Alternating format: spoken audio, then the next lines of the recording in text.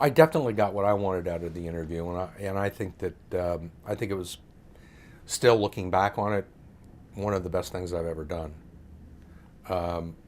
My job in that interview is to put him on the record because I knew that he wasn't going to do any more interviews, and I thought my job was to ask every question conceivable to if he was going to go out and say, I said this to 60 Minutes and I'm not going to say it again. You know, I couldn't ask him softball questions. I had to keep coming back at him to get, badger him, if you will, to try and get that information. And I think it was very effective. He was on the record. He had been asked almost every question he could possibly be asked about it. And it came back really a number of years later to bite him when he acknowledged to a federal grand jury that he had had an affair with Jennifer Flowers. Under oath, he said that. So he had lied to us.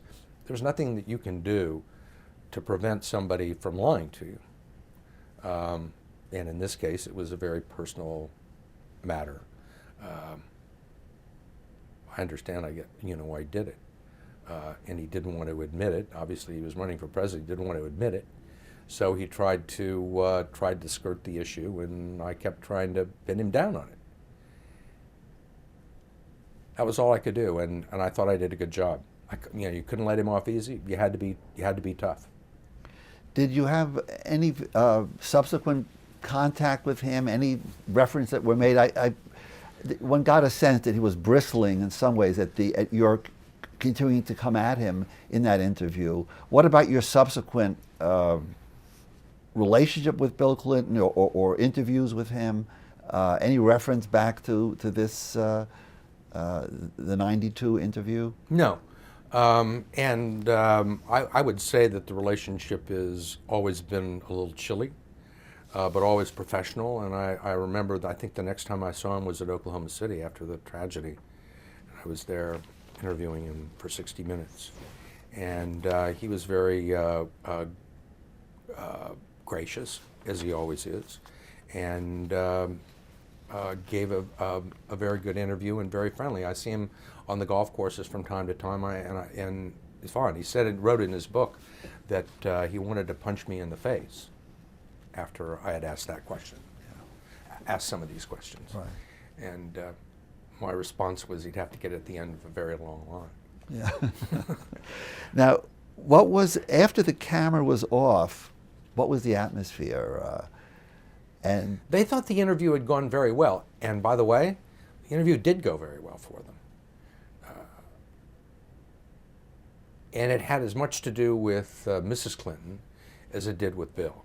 They made a very smart decision it was one of the first things that George Stephanopoulos asked me, would you have any objections to Mrs. Clinton being on the program? And people had never really seen Hillary before. People knew that he was married to a very successful, high-powered lawyer who was very, very smart. But nobody had ever seen her. And the fact that she was there with him made it politically very successful for them. And I've never quite understood why, to me, and so many people have said this to me, and Don and I used to talk about it all the time. The only way he was going to get elected was if he took a little bit of a beating, is if he had somebody that was asking him the tough questions and he was responding to these questions, that it was a necessary step if he wanted to get elected.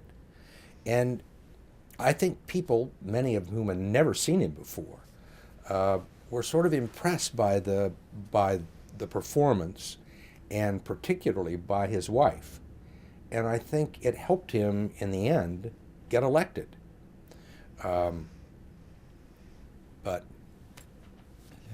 All right, not that that's what we were trying to do, but we challenged him, and I thought that they did a good job.